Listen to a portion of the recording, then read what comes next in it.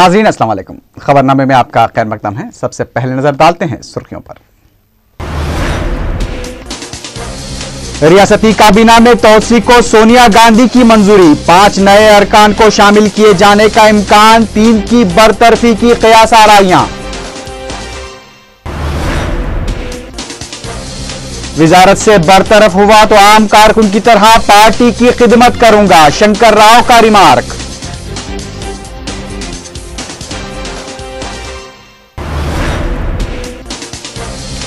जगनमोहन रेड्डी के हामी अरकान असेंबली ने स्पीकर से मुलाकात से किया इंकार, एक साथ कार्रवाई करने का फिर किया मुतालबा।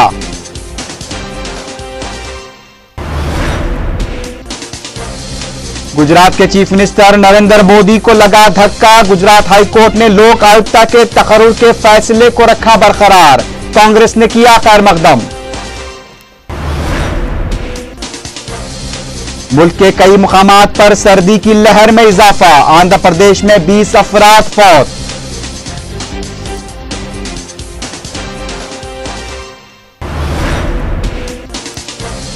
गोशा महल पुलिस स्टेडियम में आतिशज़दगी का वाकया, लाखों रुपयों की जब्तशुदा गाड़ियां जलकर खाकिस्तर।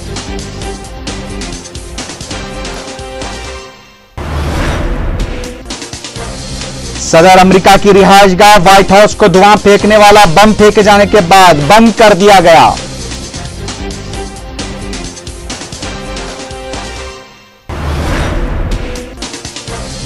और अमेरिका में जुमला हकूक के तहफ़्फ़ुज़ के मुजव्वज़ा क़वानीन के खिलाफ विकिपीडिया की वेबसाइट एहतजाजन 24 घंटों के लिए बंद। सुर्खियां आपने देखी, अब देखते हैं क्या है आज की अहम इलाकाई खबरें।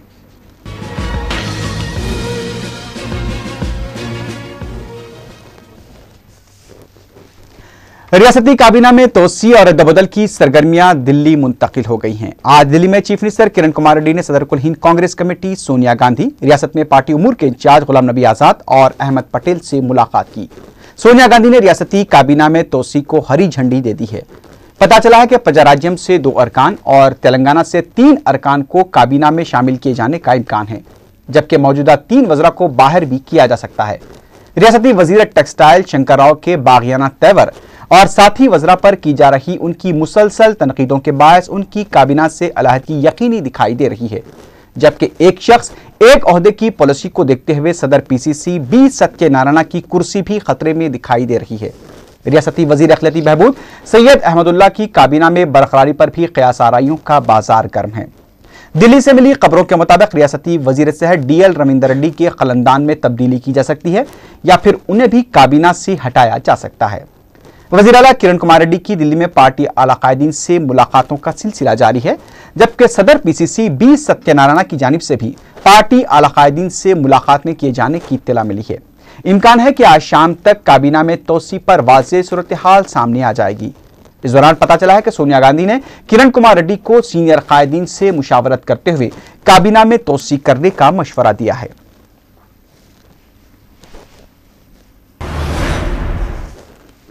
मुझे अगर विजारत से बरतरफ कर दिया जाएगा तो मैं उसका खैर मकदम करूंगा। मीडिया से बात करते हुए रियासती वजीर शंकर राव ने कहा कि वो एक आम पार्टी कारकुन की तरह काम करते हुए पार्टी को मजबूत बनाने और बदनवानियों के खिलाफ जिदोजहद करते रहेंगे। शंकर राव ने कहा कि 2014 के इंतखाबात में राहुल गांधी का वजीर आज़म बनना उनका देरीना ख्वाब है। उन्होंने कहा कि तेलंगाना के 4 करोड़ अवाम के जज्बात को देखते हुए मरकजी हुकूमत को अलहदा तेलंगाना की तश्कील अमल में लानी चाहिए, क्योंकि तेलंगाना का मसला अब शिद्दत इख्तियार करता जा रहा है। తర్వాత ఎక్కడ కూడా సమస్యలు వచ్చినా కాంగ్రెస్ కార్యకర్తల మీద కానీ కాంగ్రెస్ వర్గాల మీద కానీ జిల్లాలలో ఏదున్నా నేనే పోతుంటే మీకు బాగా తెలుసు అవునా। తర్వాత నాకు అందరూ విప్పులు చీఫ్ విప్పులు కూడా ముఖ్యమంత్రి లెవెల్ దాకా మమ్మల్ని బయట పెట్టింది. అయినా నేను బయట చేసిన తప్పిస్తే నేను పార్టీ వేసి వదిలేసిపోలేదు. హైకమాండ్ విధేయత ఉన్నందుకు ఇవాళ ఇక్కడ ఉన్నది. తర్వాత ఒక సామాన్య కార్యకర్తగా నేను సామాన్య సిటిజన్ గా డాక్టర్ బాబాసాహెబ్ అంబేద్కర్ భారత రత్న ఇచ్చిన స్ఫూర్తితో ఫైట్ చేస్తున్నా। जगन ग्रुप के हामी अरकान असेंबली ने स्पीकर असेंबली एन मनोहर के सामने दोबारा पेश होने से इंकार कर दिया है। स्पीकर की जानिब से जगन ग्रुप के हामी अरकान को 18 से 21 जनवरी के दरमियान अलहदा तौर पर पेश होने की नोटिस जारी की गई थी। तहम जगन ग्रुप के अरकान ने फिर ये वाज़ेह किया है कि उन्हें एक साथ तलब करते हुए उनके खिलाफ कार्रवाई की जाए। इस मौके पर मीडिया से बात करते हुए जगन के हामी रुकन असम्बली और साबिक वजीर पी सुभाष ने कहा कि हमसे अलहदा तौर पर मुलाकात की जरूरत नहीं है। जो भी फैसला लेना है वो तमाम अरकान के खिलाफ एक साथ लिया जाना चाहिए। ఆనాడు రాజశేఖర రెడ్డి గారి మీద అభిమానంతో రాజశేఖర రెడ్డి గారి పరిపాలన నచ్చి రెండోసారి అధికారంలోకి తీసుకొచ్చారు ప్రజలు. కానీ ఈనాడు దానికి విరుద్ధంగా జరుగుతున్న నిర్ణయం ఇవన్నిటి మీద కూడా ప్రజా తీర్పు వెంటనే కోరవలసిన అవసరం ఉంది. దయచేసి మమ్మల్ని మరొకసారి పిలవకండి, ఇంకా మేము రావడానికి సిద్ధంగా లేవు. దయచేసి మా సభ్యత్వం రద్దు చేయండి, ఎన్నికలకి తయారుగా ఉన్నాం. रियासती वजीर इंफॉर्मेशन एंड टेक्नोलॉजी पुनाला लक्ष्मिया ने कहा कि उन्हें जो भी ओहदा दिया जाएगा वो उससे जिम्मेदारी से निभाएंगे। अगले माह की 8 तारीख से शुरू होने वाली मेदारम यात्रा के सिलसिले में पोस्टर की रस्म इजरा के मौके पर मीडिया से बात करते हुए पुनाला लक्ष्मिया ने कहा कि काबीना में तोसी और रद्दोबदल कांग्रेस आलाकमान और चीफ मिनिस्टर पर मुनहसिर है और वो पार्टी हाईकमान और चीफ मिनिस्टर के हर फैसले को कबूल करेंगे।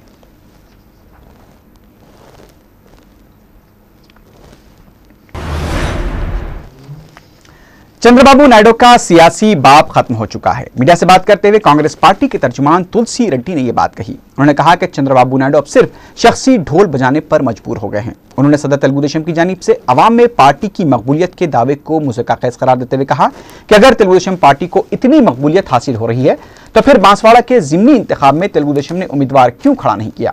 तुलसी रेड्डी ने कहा कि अवाम तेलुगु देशम को इख्तियार पर दोबारा देखना नहीं चाहते हैं क्योंकि समाज का हर तबका तेलुगु देशम से बदजन आ चुका है। बानिए तेलुगु देशम और साबिक चीफ मिनिस्टर आनजहानी एनटी रामाराव की 16वीं बरसी के मौके पर उन्हें तेलुगु देशम और एनटीआर के खानदान की जानिब से जबरदस्त खराज पेश किया गया। एनटीआर की समाधि वाक़े एनटीआर घाट पर आज अलहदा तौर पर उनके अफराद खानदान ने पहुंचकर उनकी समाधि पर फूल चढ़ाए। सदर तेलुगु देशम चंद्रबाबू नायडू, उनकी अहलिया भुवनेश्वरी, फर्जंद लोकेश और तेलुगु देशम कायदीन ने एनटीआर की समाधि पर फूल चढ़ाकर उन्हें खराज पेश किया। एनटीआर के फर्जंदान बालाकृष्णा और हरि कृष्णा ने भी अलहदा तौर पर एनटीआर को खराज पेश किया।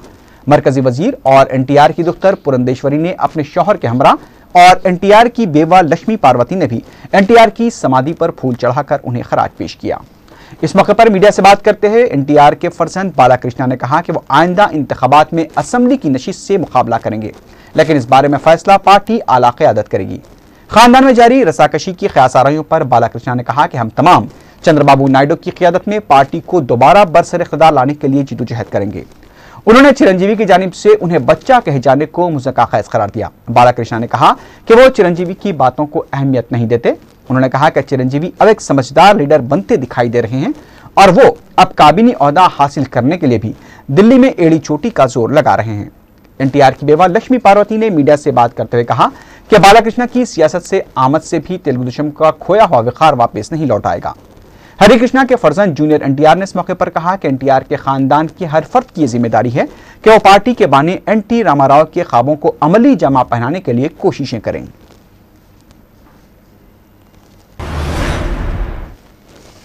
बीजेपी के सीनियर लीडर बंडारू दत्तात्रेय ने पेशकयासी की है कि अगर अलहदा तेलंगाना की तश्कील अमल में नहीं लाई गई तो किरण कुमार रेड्डी को भी साबिक चीफ मिनिस्टर के रोशिया की तरह ओहदे से महरूम होना पड़ेगा।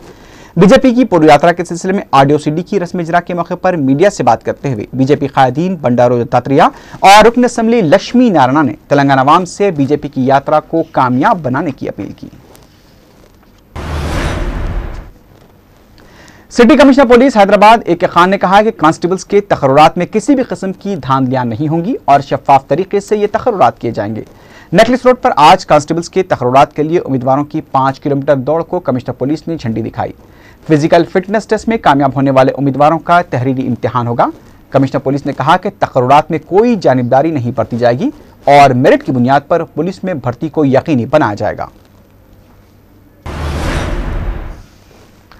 गोशामहल पुलिस स्टेडियम में पेश आए भयानक आतिशबाजी के वाक़े में जब्तशुदा कई मोटरसाइकिलें और गाड़ियां जलकर खाकिस्तर हो गई। आज सुबह पेश आए वाक़े की वजह से गोशामहल के आसपास के इलाकों में सनसनी फैल गई।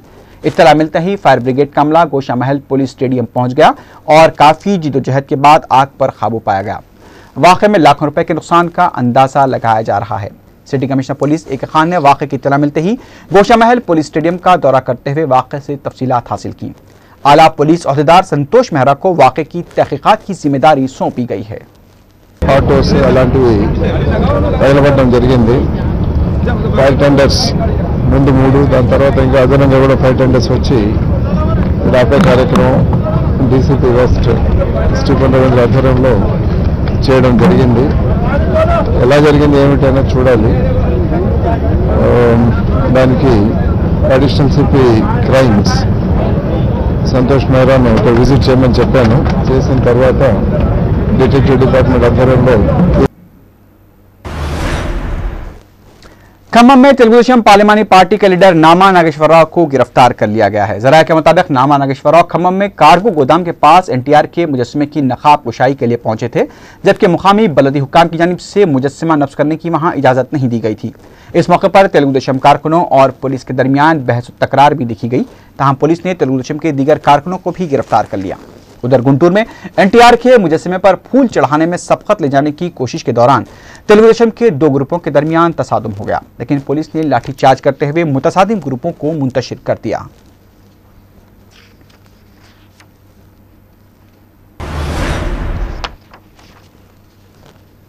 अब देखते हैं क्या है आज की अहम कौमी खबरें।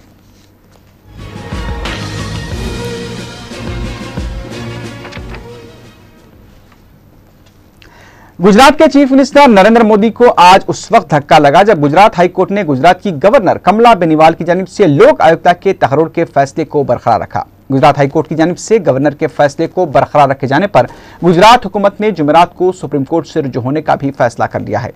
गुज़िश्ता साल अक्टूबर में नरेंद्र मोदी हुकूमत ने गुजरात हाईकोर्ट में गवर्नर के फैसले के खिलाफ दरखास्त दाखिल की थी। तमाम गुजरात हाईकोर्ट की 2 रुकनी जजेस की बेंच के फैसले में इत्तेफाक राय नहीं था, जिसके बाद इस मुकदमे को दूसरी बेंच से रुजू किया गया था और आज इस बेंच ने लोक आयुक्ता के तकर्रुर के गवर्नर के फैसले को बरकरार रखा। उधर कांग्रेस ने गुजरात हाईकोर्ट के फैसले का खैर मकदम किया है। लखनऊ में मीडिया से बात करते हुए कुल हिंद कांग्रेस कमेटी के जनरल सेक्रेटरी दिग्विजय सिंह ने कहा कि हमें इस बात की खुशी है कि 11 साल के वक्फे के बाद गुजरात में लोक आयुक्ता का तकर्रुर अमल में आया है। उन्होंने नरेंद्र मोदी को तनकीद का निशाना बनाते हुए कहा कि नरेंद्र मोदी को आगे और कई झटकों का सामना करना पड़ेगा। इस मौके पर दिग्विजय सिंह ने समाजी जहदकार अन्ना हजारे को भी तनकीद का निशाना बनाते हुए कहा कि अन्ना हजारे ने कभी भी गुजरात में लोक आयुक्ता के क़याम के लिए एहतजाज नहीं किया, जबकि अन्ना हजारे ने नरेंद्र मोदी की अंदाज़े कारकर्दगी की भी सिताइश की थी। गुजरात में 11 साल बाद लोक आयुक्त आए, लेकिन इस बात का भी आश्चर्य है कि अन्ना को भ्रष्टाचार गुजरात में नहीं आता। अन्ना ने लोकायुक्त के लिए गुजरात में अनशन नहीं किया। अन्ना ने नरेंद्र मोदी की प्रशंसा की। इसलिए अब ये सारी बात खुलती जा रही है कि भारतीय जनता पार्टी और मोदी जो कि नायक बने हुए हैं भारतीय जनता पार्टी के, खुद भ्रष्टाचार को दबाना चाहते हैं और इसीलिए लोकायुक्त का गठन नहीं होने दिया। मरकजी इलेक्शन कमिश्नर वाईएस कुरैशी ने आज उत्तर प्रदेश की चीफ मिनिस्टर मायावती की जानिब से इलेक्शन कमीशन पर की जा रही तनकीदों पर शदीद रद्दअमल जाहिर किया है। मीडिया से बात करते हुए वाईएस कुरैशी ने कहा कि महज अगर सियासी जमातों के कायदीन के मुजस्समे और अलामत निशान अजीम और बड़े हैं तो क्या उन पर इंतखाबात के दौरान पर्दे नहीं डाले जाने चाहिए। कुरैशी ने मायावती पर तनकीद करते हुए कहा कि मायावती को इलेक्शन कमीशन पर तनकीद करने से पहले कुछ सोचना चाहिए। जो दफ्तरों में पोस्टर्स भी लगे हुए होते हैं और मिनिस्टरों की या चीफ मिनिस्टर की पोर्ट्रेट होती है, चीफ मिनिस्टर क्या प्रधानमंत्री की, हम हमेशा से मॉडल कोड का हिस्सा है कि सरकारी दफ्तरों पे जो कि रूलिंग पार्टी के लीडर्स की फोटो लगी हुई होती है हम उसको उतारते हैं, जो उतार नहीं सकते उसको कवर करते हैं। अब अगर एक पार्टी की सिंबल या पार्टी के एक लीडर जो इलेक्शन लड़ रहा हो उनकी सिंबल को अगर कवर न करें जस्ट बिकॉज वो साइज में बड़ी है, पोस्टर तो हटा लें, फोटो पिक्चर तो हम हटा लें, स्टैचू को न हटाएं क्योंकि साइज में बड़ा है, स्पेक्टेकुलर है, ये तो इसका ऐसा तो कोई कानून नहीं है, कानून तो डिस्क्रिमिनेट नहीं करता। मुल्क के कई शहरों में शदीद सर्दी की लहर जारी है। आंध्र प्रदेश में सर्दी की वजह से अब तक 20 अफराद फौत हो चुके हैं, जबकि शुमाली हिंदुस्तान के कई मुकामात पर शदीद सर्दी की वजह से आम जिंदगी पर असर पड़ा है। पड़ोसी रियासत कर्नाटक में भी गुज़िश्ता 132 साल के बाद पहली बार दर्जे हरारत 4.8 डिग्री रिकॉर्ड किया गया है। रियासत आंध्र प्रदेश में महकमा मौसमियात ने आने वाले 24 घंटों में सर्दी की लहर के बरकरार रहने की पेशकशी की है, जिले आदिलाबाद में दर्जे हरारत 3.7 डिग्री रिकॉर्ड किया गया है। दिल्ली में शदीद कोहर की वजह से तकरीबन 50,000 फ्लाइट्स की आमदरफ्त पर असर पड़ा है। आज सुबह शदीद कोहर की वजह से दिल्ली एयरपोर्ट के रनवे पर छाई तारीकी को देखते हुए बास फ्लाइट्स को मंसूख भी कर दिया गया है। कोहर की वजह से ट्रेनों की आमदोरफ्त पर भी असर पड़ा है। नॉर्दर्न रेलवेज के तर्जुमान ने बताया कि कोहर की वजह से 35 ट्रेनें ताखीर से चल रही हैं।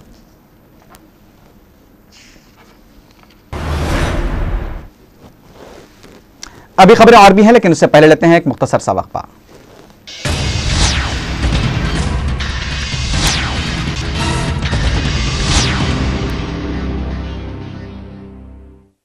वादी शम्स प्रमोटर्स और डेवलपर्स की जानिब से नए वेंचर का आगाज होने जा रहा है। गुलशने शम्स बेहतर मुस्तकबिल और नफाबख्श सरमायाकारी के लिए शमसाबाद एयरपोर्ट से सिर्फ 15 किलोमीटर के फासले पर सिर्फ 40,000 रुपए में 100 गज का प्लॉट 15 जनवरी से आगाज होने जा रहा है। ट्रांसपोर्ट की सहूलत दस्तयाब है। वादी शम्स।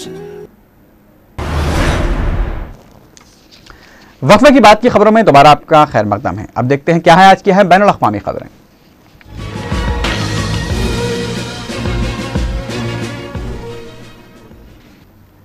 पाकिस्तान और हिंदुस्तान से अरकान पार्लियामेंट ने मुश्तरका तौर पर कहा है कि दोनों मुल्कों के दरमियान कशीदा हालात से सबसे ज्यादा नुकसान दोनों मुल्कों के अवाम को हुआ है और ये सूरत हाल गुज़िश्ता 6 दहाइयों से है। दोनों मुल्कों के कानून साज इस बात पर भी मुत्तफिक है कि माजी की तलखियों और नाखुशगवार लम्हात को भुलाकर अमन के लिए मिलजुल कर पेशरफ्त की जानी चाहिए। ये हम आहंगी और इत्तेफाक राय मंगल को इस्लामाबाद में हुए मुज़ाकरात की एक गैर रस्मी नशिश के दौरान पाया गया। पाकिस्तान की एक तंजीम पिडलैट की दावत पर आने वाले हिंदुस्तानी अरकान पार्लियामेंट ने, जिनमें साबिक वजीर खारजा यशवंत सिन्हा, मशहूर अदाकार शत्रुघ्न सिन्हा और अपने पार्लियामेंट हैदराबाद बैरिस्टर असदुद्दीन ओवैसी भी शामिल हैं, दोनों मुल्कों की हुकूमतों पर मुज़ाकरात के अमल को हर सूरत में जारी रखने पर जोर देते हुए मौक़िफ़ इख्तियार किया कि हम जंगों से कुछ हासिल नहीं कर सके, अब प्यार, मोहब्बत और दोस्ती को आजमाते हैं। पाकिस्तान के साबिक वजीर एस एम ज़फ़र और साबिक हिंदुस्तानी वजीर खारजा यशवंत सिन्हा ने मुश्तरका तौर पर मुज़ाकरात की इस नशिस्त की सदारत की। पिलडैट तंजीम की दावत पर दूसरी मरतबा हिंदुस्तानी अरकान पार्लियामेंट पाकिस्तान का दौरा कर रहे हैं। बैरिस्टर असदुद्दीन ओवैसी का भी यह दूसरा दौरा है।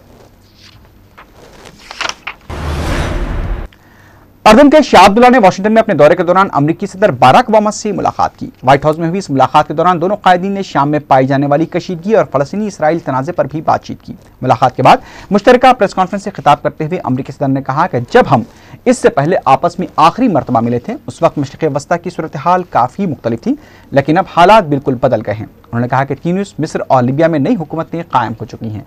उन्होंने शाम के हालात पर तबसरा करते हुए कहा कि शाम का मसला पेचीदा है और उस पर संजीदगी से गौर करने की जरूरत है। इस मौके पर अर्दन के शाह अब्दुल्ला ने कहा कि शाम के हालात पर उन्होंने पहले ही बशर अल-असद को इख्तियार छोड़ने का मशवरा दिया था। यमन के जुनूबी शहर अदन के इंटेलिजेंस सरबराह नामालूम अफराद के कातिलाना हमले में बच गए हैं। यमन के सिक्योरिटी ज़राए ने बताया कि अदन इंटेलिजेंस के सरबराह जनरल गाजी अहमद अली मंगल की रात काम से लौट रहे थे कि नामालूम बंदूक बरदारों ने उन पर फायरिंग शुरू कर दी। ताहम इस हमले में जनरल गाजी अहमद अली महफूज रहे, जबकि उनके 2 साथी जख्मी हो गए, जिन्हें दवाखाना मुंतकिल कर दिया गया है। इससे कल भी गाजी अहमद अली को 2 बार कत्ल करने की कोशिश की गई थी और अल-कायदा ने उन पर किए गए हमले की जिम्मेदारी भी कबूल की थी। शाम के दारुल हुकूमत दमिश्क के नवाही इलाके अल-ज़ब्दानी से शामी फौज आज़ाद शामी फौज से मुज़ाकरात के बाद वापस हो गई है। शामी फौज मुसलसल 4 दिन तक मुसलसल गोलाबारी करते हुए इलाके में दाखिल होने की कोशिश कर रही थी, लेकिन आज़ाद शामी फौज ने सरकारी फौज की कोशिश को नाकाम बना दिया। दमिश्क से मिली खबरों के मुताबिक आज़ाद शामी फौज की जानिब से सदर बशर अल-असद की वफादार फौज पर हमले न किए जाने की यकीन दहानी पर सरकारी फौज अल-ज़ब्दानी से वापस हुई है। गुज़िश्ता 4 रोज से जारी इस लड़ाई में 35 से ज़्यादा अफराद हलाक हो गए थे। उधर मगरबी ममालिक सलामती कौंसिल में रूस की जानिब से पेश किए करारदाद की उलझन का शिकार हैं। अमेरिका और उसके इत्तेहादी मगरबी ममालिक जहां शाम के खिलाफ सख्त करारदाद का मुतालबा कर रहे हैं, वहीं रूस शाम को तहफ़्फ़ुज़ात पहुंचाने पर जोर दे रहा है।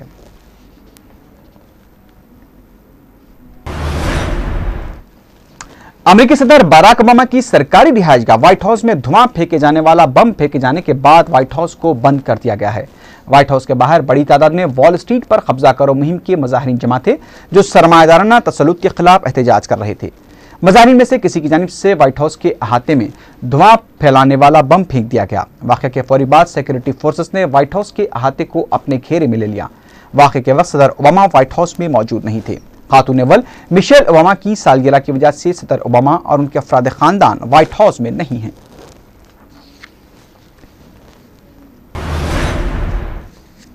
अफ्रीकी मुल्क इथियोपिया के शोरीज़दा इलाके अफार में मुसल्लह अफराद की कार्रवाई में कम से कम 5 यूरोपीय सयाह हलाक हो गए हैं। हलाक होने वालों में 2 जर्मन भी शामिल बताए गए हैं। सयाहों पर हमला इथियोपिया और एरिट्रिया के सरहदी मुकाम पर किया गया है। इथियोपिया के सरकारी टेलीविजन के मुताबिक 5 सयाहों की हलाकत के दौरान 2 शदीद जख्मी हैं और उनकी हालत नाजुक भी बताई गई है। एक सयाह इस हमले में बाल बाल बच गया है। जख्मी अफराद को फौजी तिब्बी मरकज में इलाज की गर्ज से शामिल किया गया है। इस हमले की तस्दीक इथियोपिया की वजारत खारजा ने भी कर दी है। इटली के बहरी जहाज के हादसे में मरने वालों की तादाद 11 तक पहुंच गई है। जहाज के अंदर तक रसाई और इमदादी काम तेज करने के लिए जहाज में कंट्रोल धमाके किए गए। जहाज समुद्री चट्टान से टकराकर पलट गया था। बच जाने वालों और लाशों की तलाश के लिए गोताखोर इंतहाई सर्द पानी में भी सरगर्म हैं। मंगल को 5 मजीद लाशें मिलने के बाद मरने वालों की तादाद 11 तक पहुंच गई है। जहाज का वजन 1,14,000 टन बताया गया है। ये टाइटैनिक से 2 गुना बड़ा जहाज बताया गया है।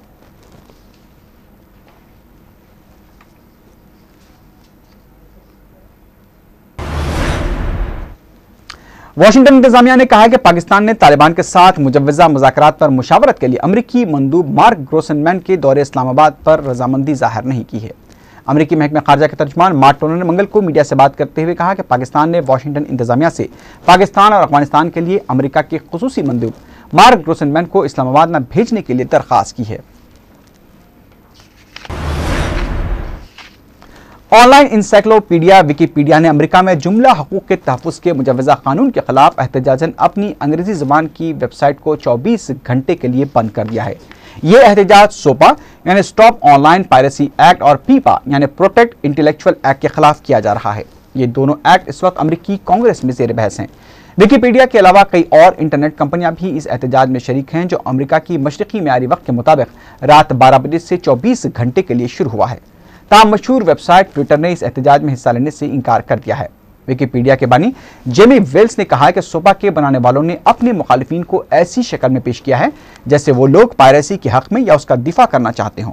उनका कहना है कि इस बिल का मसौदा इसलिए काबिल एतराज है कि इसका असर उस मवाद पर भी होगा जिनका पायरेसी से कोई ताल्लुक नहीं है। आखिर में सुर्खियों पर एक बार फिर नजर डालते हैं। रियासती काबीना में तोसी को सोनिया गांधी की मंजूरी, 5 नए अरकान को शामिल किए जाने का इम्कान, 3 की बरतरफी की क़ियास आराइयां।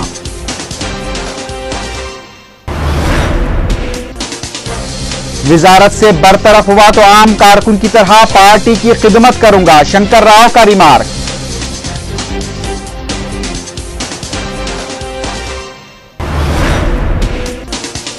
जगन मोहन रेड्डी के हामी अरकान ने स्पीकर से मुलाकात से किया इनकार, एक साथ कार्रवाई करने का किया फिर मुतालबा।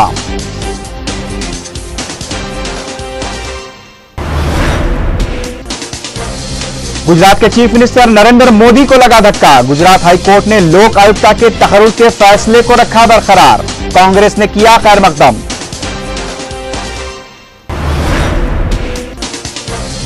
मुल्क के कई मकामात पर सर्दी की लहर में इजाफा, आंध्र प्रदेश में 20 अफराद फौत।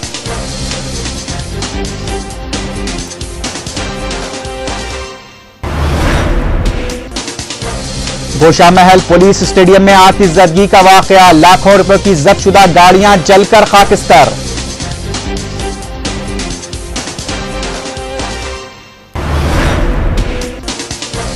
सदर अमेरिका की रिहायशगाह व्हाइट हाउस को धुआं फेंकने वाला बम फेंके जाने के बाद बंद कर दिया गया।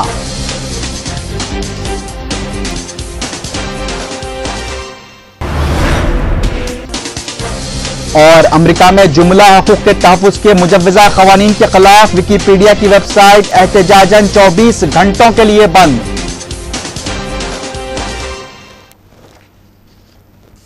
इसी के साथ ही खबरनामा ख़त्म को पहुंचा। अल्लाह हाफ़िज़।